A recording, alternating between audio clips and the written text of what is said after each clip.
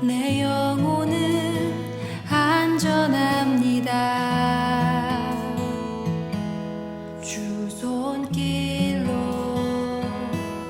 내 삶을 안으시니 그 평강이 나를 덮습니다. 내 아버지.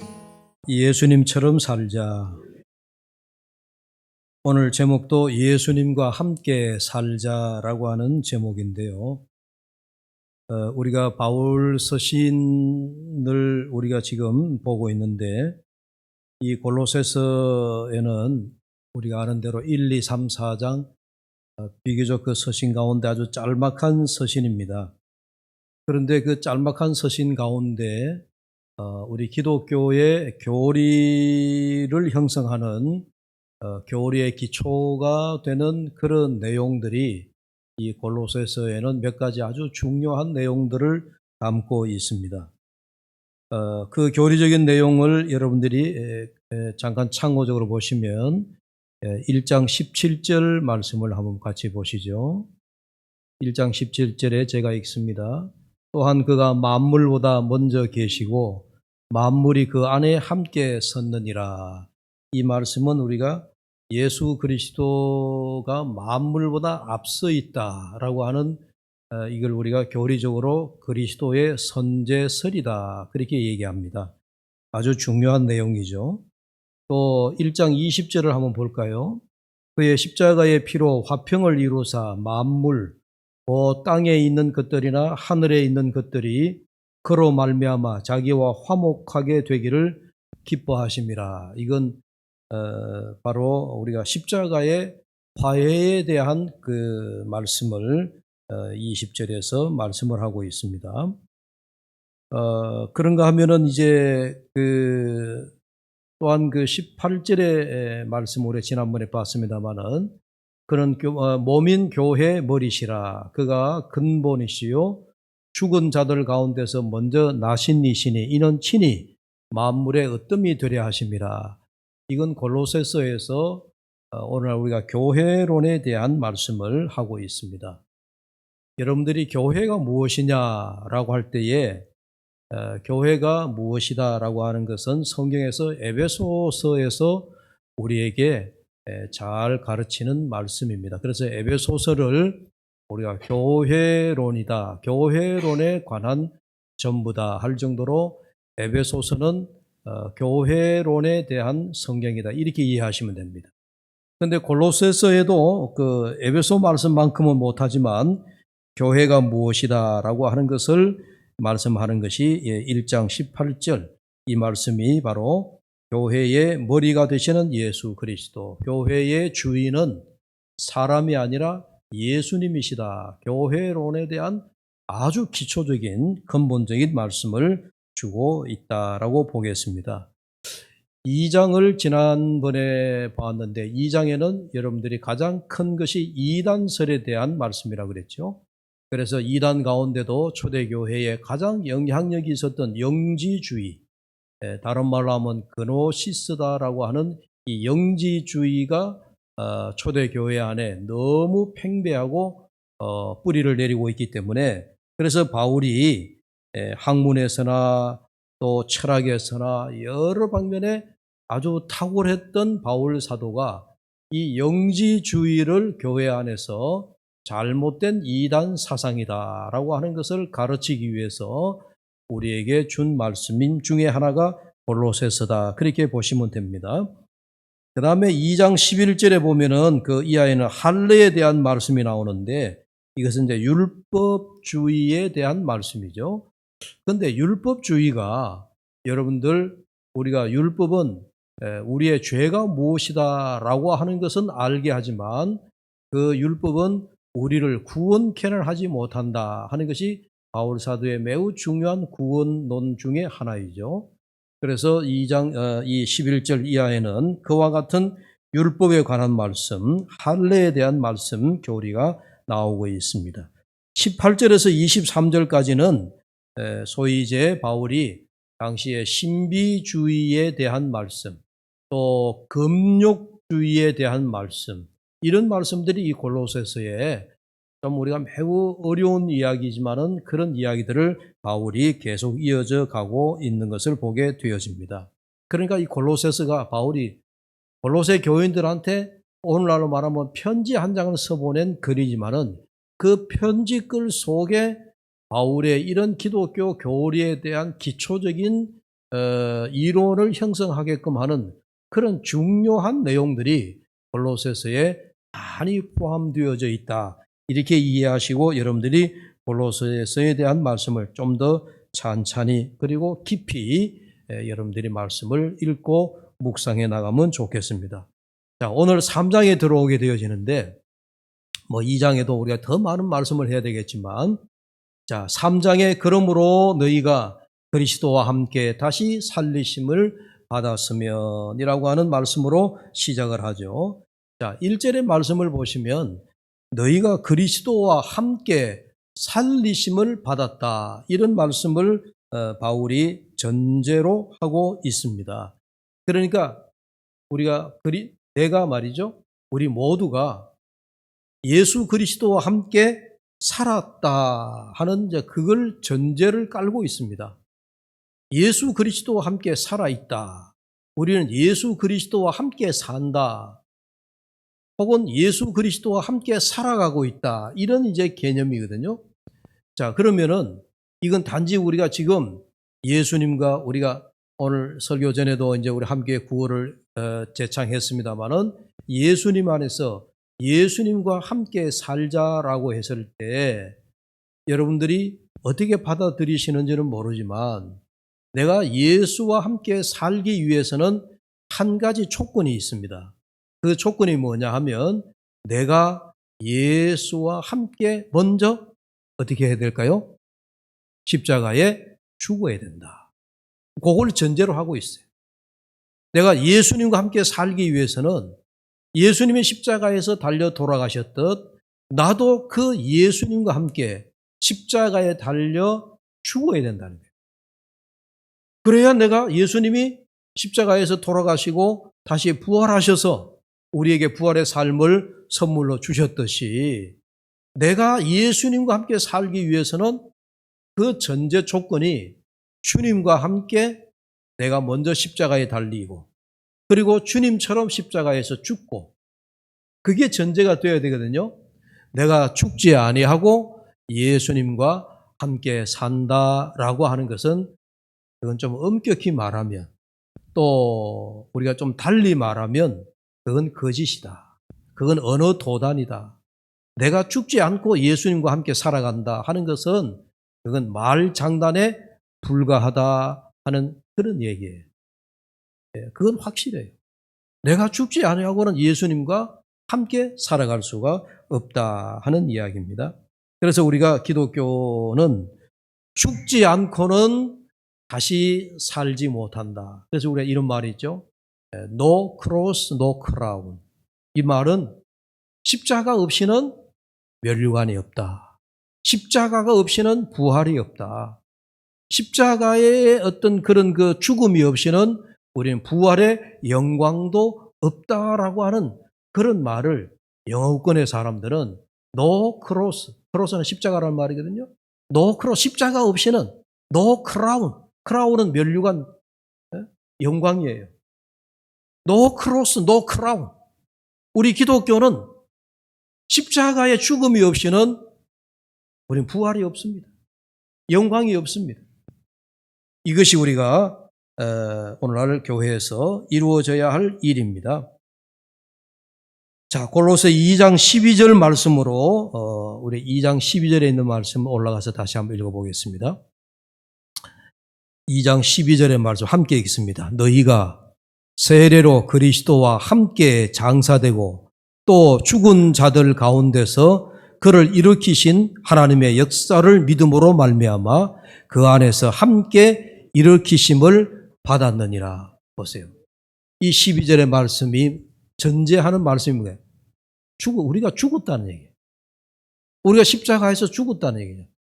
죽지 아니하고서는 십자가의 죽음이 없이는 주님과 함께 다시 일으키심을 받는, 즉 주님처럼 우리도 부활의 어떤 그런 영광의 자리에 이르지 못한다 하는 그런 이야기죠.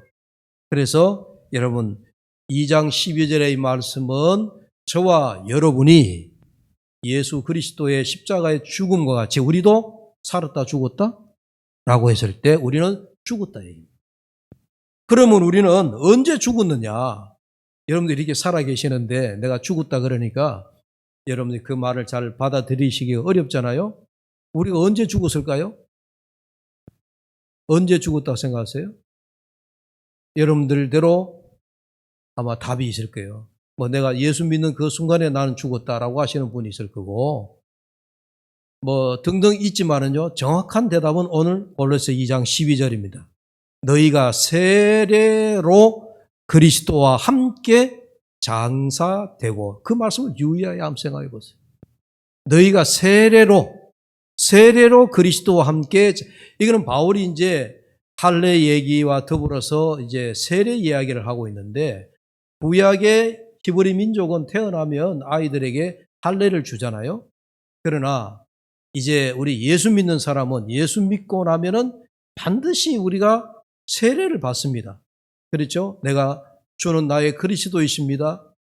예수님은 하나님의 아들이십니다. 등등 그리스도에 대한 고백을 하고 난 다음에 형식적이거나 어쨌든 뭐 여러분들이 뭐 그거는 뭐 형식이라고 생각해도 좋겠지만, 그러나 여러분 그 형식 속에 뭔가 알맹이가 있거든요. 그래서 우리가 세례 받을 때 여러분들이 물로서 세례를 받습니다. 물로서 세례를 받으면서 세례 받고 이제 우리가 거듭난 사람으로 하나의 표시로 그렇게 이제 우리가 살아가는 거란 말이에요. 근데 바울의 말에 의하면 너희가 세례를 받음으로 그리스도와 함께 죽었다, 이렇게 말하는 거예요. 자, 이 말씀을 전제로 한다면은 오늘 우리가, 저도 마찬가지고 여러분들도 마찬가지고, 우리가 세례 받는 그 순간에 우리 모두는 죽었다 하는 겁니다. 죽었다라는 겁니다. 네. 여러분이 기억나시는지 모르지만 제가 출애굽기 말씀을 교회에서 말씀 세미나 할 때, 또 그 뒤에 출애굽기 말씀을 가지고 제가 설교하는 가운데 그런 얘기했습니다.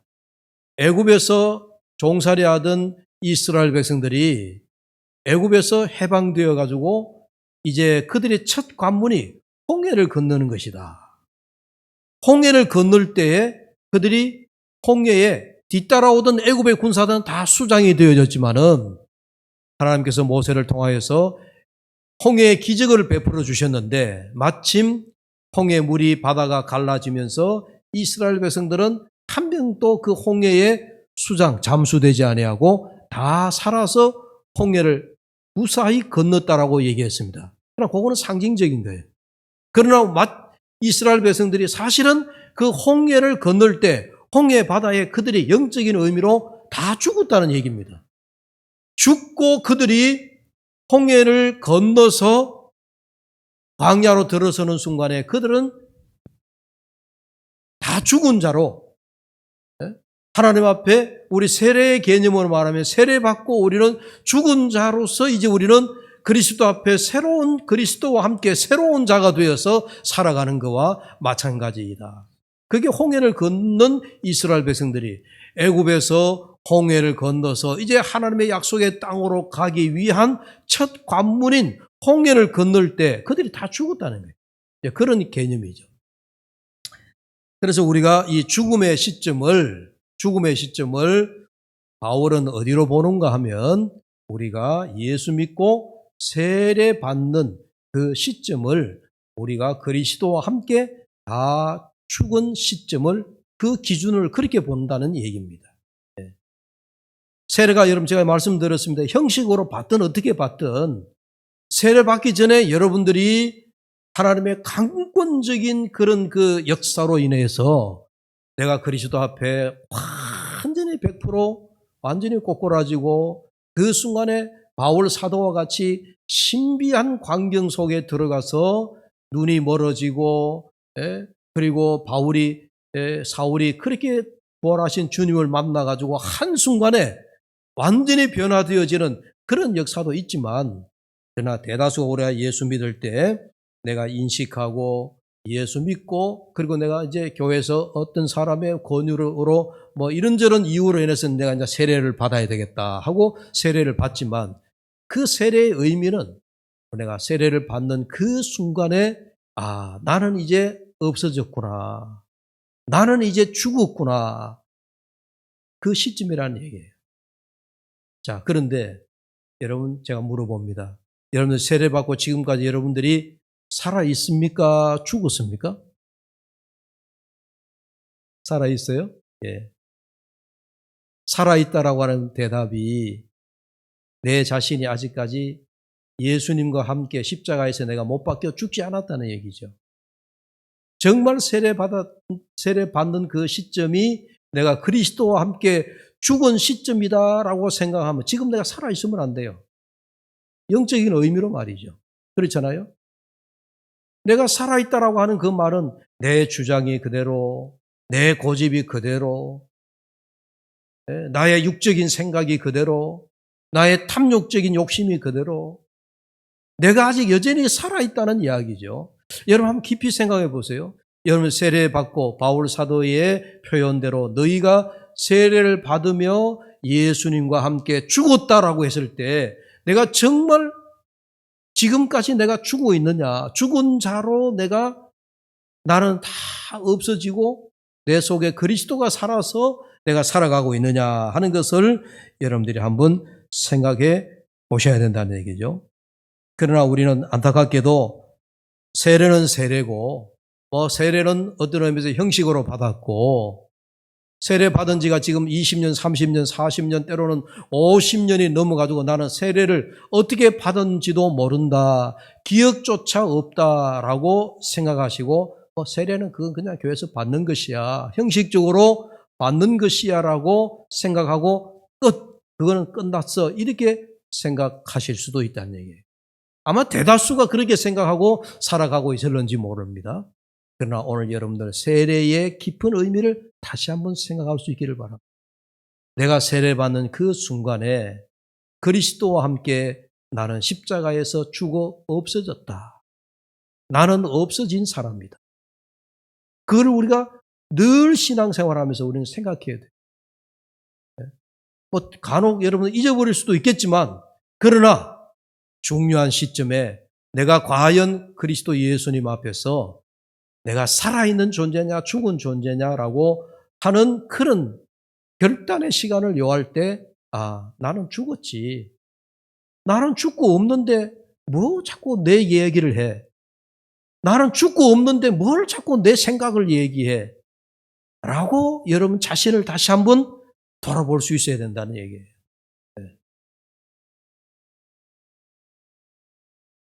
우리가 죽어야 그리스도와 함께 살리심을 받는다라고 하는 이 말씀, 오늘 3장 1절의 말씀이 그래야만이 비로소 내가 이 오늘 골로새서 3장 1절의 말씀을 우리가 아멘으로 받을 수 있는 겁니다. 그렇지 않습니까? 내가 살아있는 한은 그리스도와 함께 다시 살았으니 그렇게 말할 수 없다는 얘기예요. 세례를 받으며 내가 그리스도와 함께 죽었으니 나는 이제 그리스도와 함께 다시 살아가는 나의 모습을 찾아서 회복해서 오늘 3장 1절의 말씀과 같이 그러므로 너희가 그리스도와 함께 다시 살리심을 받는다라고 하는 말씀에 내가 아멘이라고 화답할 수 있게 될 것으로 믿습니다. 그러므로 여러분 십자가에서 죽은 자의 모습으로 우리가 살아갈 수 있기를 바랍니다. 자, 그 다음에 이제 묵상해 보려고 하는 말씀은 이 3장에 보면은 같은 말씀이지만 너희가 1절을 다시 보시면요. 너희가 그리스도와 함께, 이 함께라고 하는 단어예요. 여러분 이제 이 오늘 읽은 본문 말씀 가운데 1절에도 이런 말씀이 나오지만 또 3절을 다시 한번 볼까요?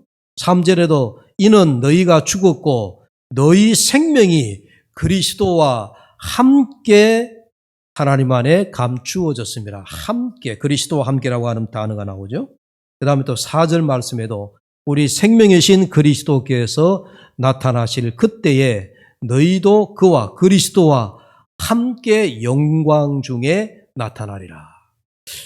이 골로새서 3장 1절에서 4절 말씀 사이에 보면 아주 짤막한 네 구절이지만은 그 속에 그리스도와 함께라고 하는 이 말씀이 여러분 얼마나 자주 반복됩니까? 네.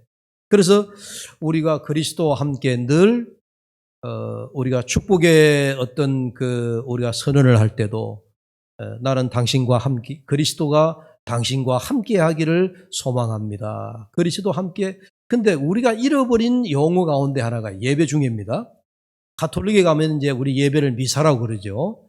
미사를 드리는 가운데 가톨릭에는 중요한 예배 순서 가운데 의식 중에 하나가 이런 게 있습니다. 사제가 예배를 미사를 드리면서 마칠 무렵이 되면 하나님의 은혜가 성도들과 함께. 그러면 회중에 있는 성도들이 화답을 하는데 뭐라고 화답을 하느냐? 하나님의 은혜가 사제와도 함께. 함께라고 하는 이 용어를 미사 가운데 사용하고 있습니다. 여러분들 가톨릭에 가서 미사를 드릴 기회가 있었는지 몰라도 여러분 미사를 드릴 때 보면 반드시 미사 속에 우리 교회로 우리 개신교회로 말하면 목사와 우리 성도들과 사이에 우리가 교동문을 우리가 낭독합니다마는 교동문과 또 다른 사제와 성도들 사이에 목사와 성도들 사이에 하나님의 은혜가 서로 이렇게 빌어주는 서로 함께라고 하는 이런 중요한 용어가 이 미사 용어가 가톨릭에서 사용되어져 오고 있습니다. 2000년이 넘도록. 이게 참 굉장히 중요한 흐름이거든요. 네. 여러분들이 물론 목사가 여러분들을 위해서 늘 기도해 드리고 또 목사가 여러분들을 위해서 여러분들에게 하나님의 은혜와 축복이 임하기를 늘 기도하지만 여러분들도 목사를 위해서 하나님의 은혜가 여러분들이 받는 만큼 목사도 좀 받았으면 좋겠다. 여러분 그런 얘기잖아요. 그런데 우리 개신교 성도들은 욕심은 많지만 여러분 예를 들어 단적인 예로만 여러분은 은혜를 풍성히 받아 누리며 살아가더라도 목사는 육적인 표현을 써서 미안하지만은 목사는 가난하게, 목사는 청렴하게, 목사는 불쌍히 살아도 그거는 괜찮다 이렇게 생각할 수도 있다는 얘기예요. 물론 여러분 그런 거 아니겠지만 함께라고 하는 이 단어가 목사나 성도들이 다 함께 하나님의 은혜를 함께 나눌 수 있는 그런 여러분 문화가 때로는 부러운 거죠. 자, 말씀이 빗나갔습니다만은 다시 돌아와서 함께 한다라고 하는 이 함께 신앙이 이게 얼마나 중요한지 몰라요. 제가 언젠가 한 말씀을 드린 것으로 기억이 납니다만은 우리가 구약 성경에도 신약 성경에도 시작하는 창세기에서부터 끝나는 요한계시록에까지 우리가 하나의 어떤 흐름을 하나 우리가 또 찾아낸다면은 그게 뭐냐면 하나님이 우리와 함께 하는 그런 흐름이에요. 네. 구약 성경에도 보면 끊임없이 하나님이 우리와 함께 한다는 그런 말씀들이 구약 성경에도 창세기부터 끊임없이 나오고 있어요. 그 일일이 다 예를 들 수 없지만 예를 하나 들자면 아브라함이 하나님의 부름을 받을 때도 하나님이 아브라함이 가는 곳곳마다 함께 하신다는 말씀이 나와요. 야곱이 광야 길을 걸어갈 때에 하나님이 야곱과 함께 하셨다라고 하는 말씀이 나옵니다. 여러분 창세기 요셉이 형들의 미움을 받아가지고 애굽 나라의 종살이로 팔려갈 때도 감옥에서조차도 요셉이 하나님이 함께 하시더라. 함께 한다라고 하는 말씀이 끊임없이 나오고 있어요. 네. 모세에게도 함께 하셨던 하나님, 여호수아에게도 함께 하셨던 하나님. 그래서 여호수아의 1장에 들었으면 하나님께서 여호수아에게 하시는 말씀이 내가 모세와 함께 했던 것처럼 너와도 함께 하겠노라. 그 약속을 먼저 주시잖아요. 하나님의 함께 하시는 신앙. 신약을 우리가 살펴보면 신약의 마태복음에 들어오면서부터 예수님의 잉태와 함께 예수님의 탄생의 소식이 나오는데 예수님께서 이 땅에 태어나실 때 예수님에게 하나님께서 붙여주신 이름이 있습니다. 그 이름이 임마누엘이었습니다.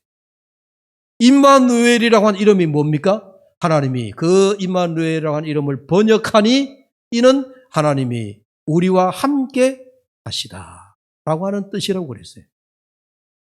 끝나는 요한계시록에 되면 하나님께서 내가 너희와 함께 하겠노라.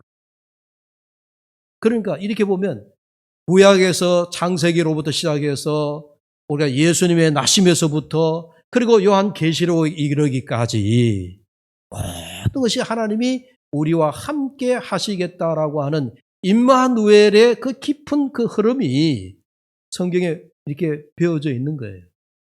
자, 오늘 말씀에도 보면 그런 측면에서 이 골로새서가 우리와 함께 한다라고 하는 이 말씀을 주고 있는 거지. 그리스도와 함께, 부활하신 그리스도와 함께 또 하늘로 올라가서 하나님의 영광의 자리에 이르기까지 함께 있는 그 예수님과 같이 우리가 그 하늘나라 영광의 자리에까지 함께라고 하는 이 땅에서부터 하늘에 이르기까지 천국에 이르기까지 영원토록 함께라고 하는 말씀이 오늘 나오고 있는 거예요. 세례에서도 제가 말씀을 드렸지만 우리는 이미 십자가에서 주님과 함께 죽었습니다. 그리고 다시 그리스도와 함께 우리도 그리스도 안에서 새 삶을 살아가고 있습니다. 그리고 함께 하시는 성령님의 이 개념은 우리가 요한복음에 보혜사라고 나오죠. 보혜사도 우리와 영원히 함께 하겠다라고 하는 또 다른 이름을 우리에게 주신 그 이름이 보혜사라고 하는 이름이에요. 그러니까 우리와 함께 하시는 그 보혜사 성령님께서 지금도 우리와 영원토록 함께 하시고 장차 하늘 영광의 자리에 이르기까지 우리와 함께라고 하는 말씀이 골로새 3장 4절의 말씀이에요.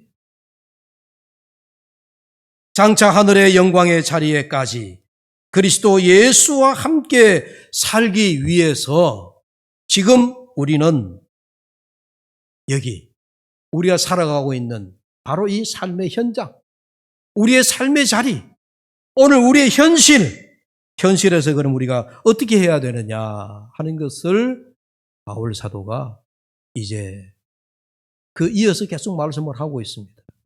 오늘 아침에 말씀을 보지 않았지만은 그 삶을 바울은 한마디로 경건과 성결의 삶을 반드시 동반해야 된다. 그렇게 말씀을 합니다. 자, 2절과 3절을 다시 한번 보십시오. 위의 것을 생각하고 그 삶을 위해서 바울이 어떤 삶? 경건과 성결한 삶을 위해서 하는 그 이야기입니다.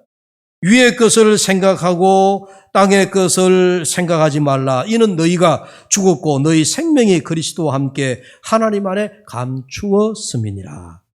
그 땅의 것이 무엇이냐 설명하기를 5절 이하의 말씀입니다. 자, 5절 이하의 말씀을 볼까요? 3장 5절입니다. 그러므로 땅에 있는 지체를 죽이라. 곧 음란과 부정과 사욕과 악한 정욕과 탐심이니 탐심은 우상 숭배니라. 음란, 부정, 사욕, 악한 정욕, 탐심 이런 것들을 땅의 지체들이라고 이야기합니다.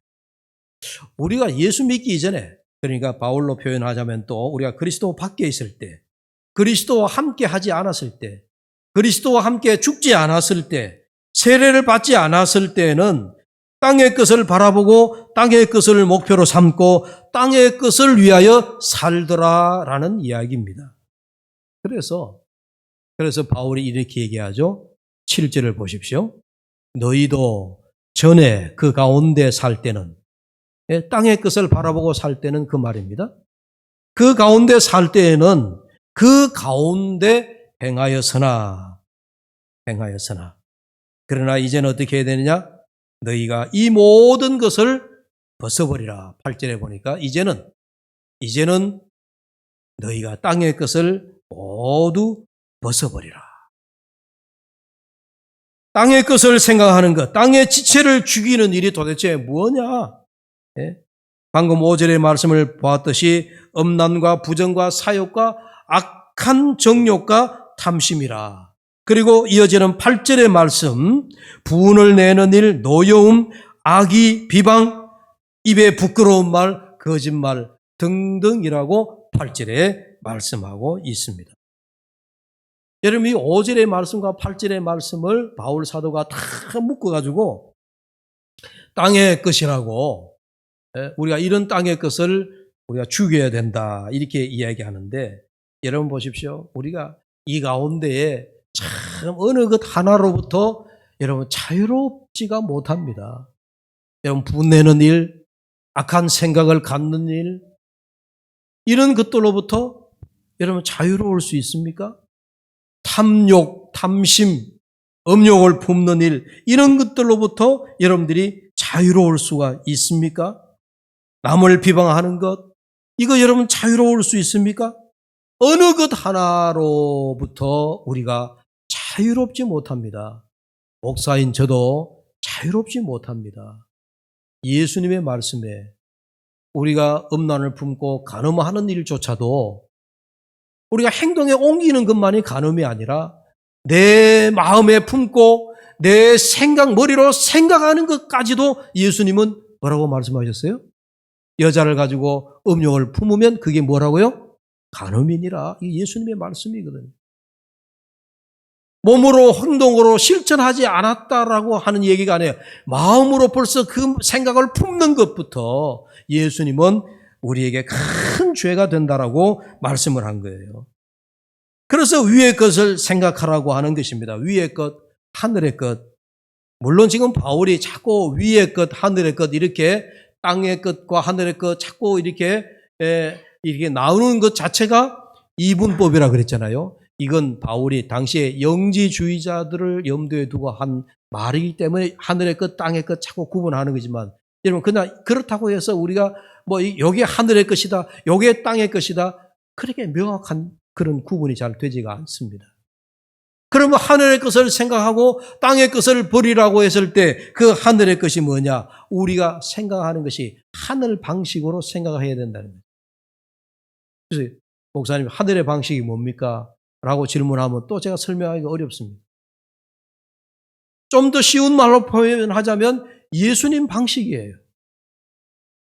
우리가 지금 살아가는 모든 삶의 기준이나 표준이나 우리가 스탠다드가 되는 것들이 예수님이 하신 삶의 말씀이나 예수님이 살아가신 모습이잖아요. 더 정확하게 우리가 맞추자면은 우리가 사복음서에서 예수님이 살아가셨던 그 삶의 방식이 지금 우리가 담고자 하는 삶의 방식인 거죠. 물론 그 외의 성경 말씀도 우리가 다 알아야 하지만 결국은 우리가 예수님의 방식, 예수님의 삶의 방식, 그 방식이 하늘의 방식인 거죠. 이렇게 말씀을 묵상을 하다 보니까 제가 결국은 또 금년 제가 1월 초부터 시작해서 4월, 5월까지 제가 계속해서 말씀을 전해드렸던 말씀들이 저한테 이렇게 이 리바이벌이 돼요. 그게 다시 되새김질이 돼요. 그게 뭐냐? 예수님 안에서 예수님처럼 살자라고 하면서 제가 4, 5개월 동안 금년 초에 꾸준하게 말씀드렸던 예수님처럼 생각하고 예수님처럼 기도하고 예수님처럼 용서하고 예수님처럼 경건하고 예수님처럼 섬기고 예수님처럼 아버지의 뜻을 따르고 예수님처럼 십자가에 못 박히고 예수님처럼 자기를 부인하고 예수님처럼 질문하고 대답하고 예수님처럼 부당한 고난을 받고 예수님처럼 부활하자. 부활절 아침까지 제가 이런 제목으로 말씀을 전했잖아요. 여러분 유튜브에 지난 날들의 그 말씀들이 유튜브에 다 올라가 있습니다. 여러분 새롭게 좀 들으시면 좋겠습니다.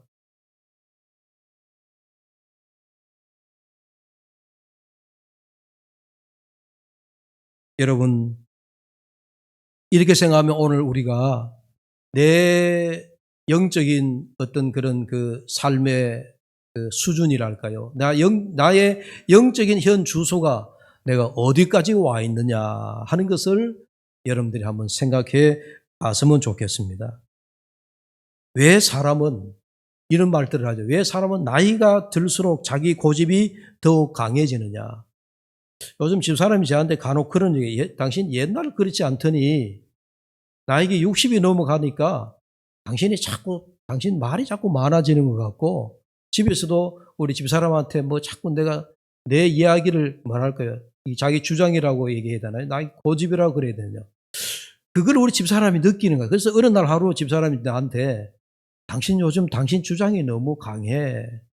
그런 얘기 하는데 내가 웃으면서 이제 둘이서 차를 마시면서 그런 얘기를 했는데, 그걸 듣고 보니까 아, 그렇구나. 그래서 옛날 어른들이 나이가 사람이 들어가면 자기 말이 많아지고 자기 고집이 세워지고 자기 주장이 강해진다라고 하는 것이 그게 빈말이 아니로구나. 그래서 내가 좀 조심해야 되겠다 하는 그런 생각이 들더라고요.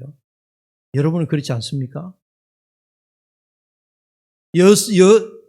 여러분들이 나이가 연세가 많이 들어가실수록 내 고집이 세지 않느냐, 여러분 그거 하나만이라도 생각해 봤으면 좋겠어요.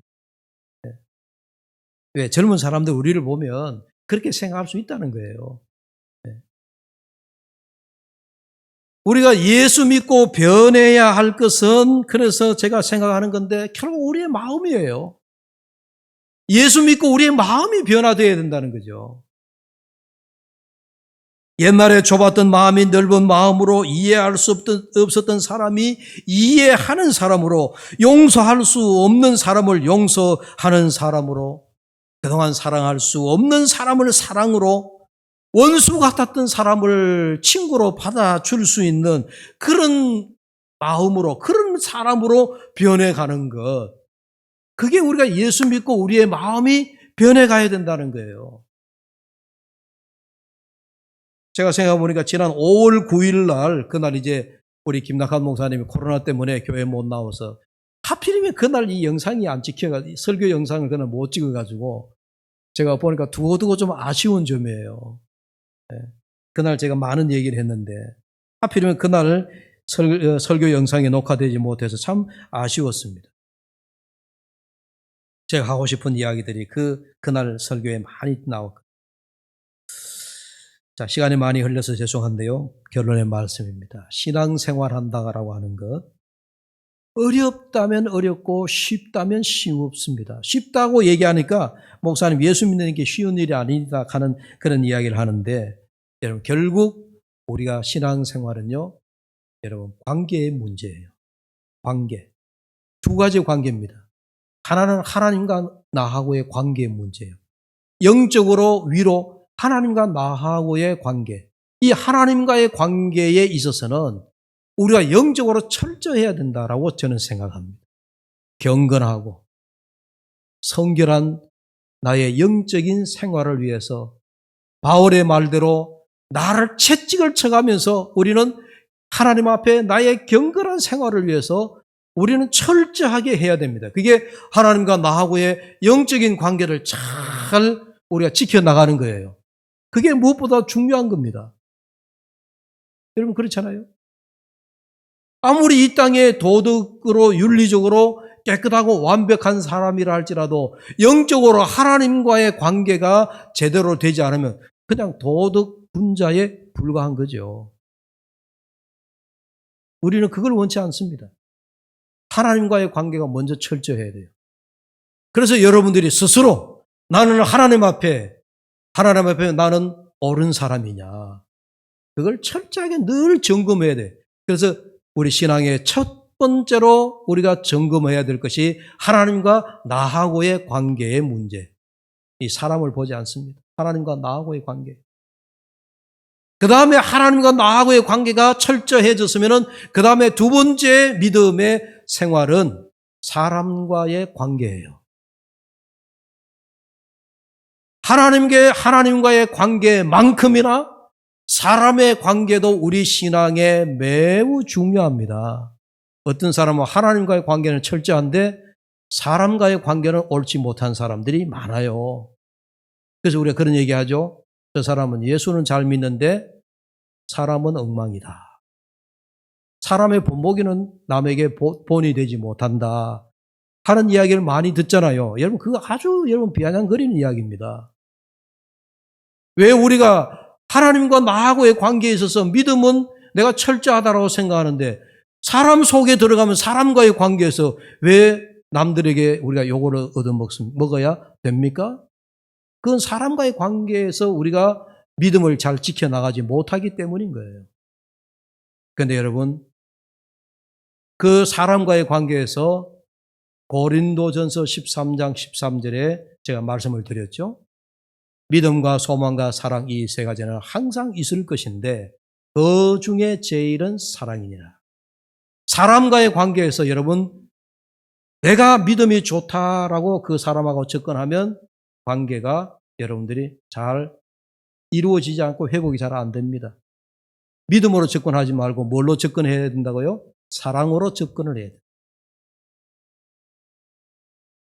여러분 믿음을 까먹으라는 얘기가 아니에요. 믿음을 하나님 앞에 지키세요.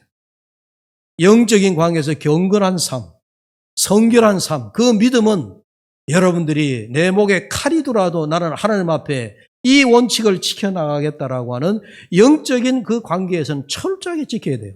그러나 사람과의 관계에서 우리가 접근할 때는 사랑의 관계로 접근을 해야 돼요. 그게 오늘 골로새서에서 우리에게 그 말씀을 하고 있습니다. 바울이. 자, 12절의 말씀, 오늘 결론의 말씀으로 우리 함께 읽습니다. 12절의 말씀 내려가서 다 같이 읽을까요? 그러므로 너희는 하나님이 택하사 거룩하고 사랑받는 자처럼 긍휼과 자비와 겸손과 온유와 오래 참음을 옷 입고 누가 누구에게 불만이 있거든 서로 용납하여 피차 용서하되 주께서 너희를 용서하신 것 같이 너희도 그리하고 14절 함께 이 모든 것 위에 사랑을 더하라 이는 온전하게 매는 띠니라. 기도합시다. 하나님 아버지, 오늘도 바울 사도의 깊은 믿음의 관계를 우리가 살펴봅니다. 우리가 다 하나님 앞에 허물이 많은 자입니다. 그러나 허물 많은 자들이 그리스도와 함께 죽음으로 우리는 다시금 그리스도와 함께 새 삶을 누리고 있음을 고백하며 이제는 우리가 하나님 앞에 어떻게 살아야 하는가, 사람들과의 관계에서 어떻게 해야 되는가, 오늘 바울이 얘기하는 이 말씀을 깊이 새기게 도와주옵소서. 예수님의 이름으로 기도하옵나이다. 아멘. 주님 한 분만으로 난 만족하네. 이 세상 어느 것과도 비교할 수 없으니 주님 사랑만으로 난 자유하네. 오직 주만이 나의 삶 주님만으로 난 만족하네. 이 세상 어느 것과도 비교할 수 없으니 주님 사랑만으로 난 자유하네. 오직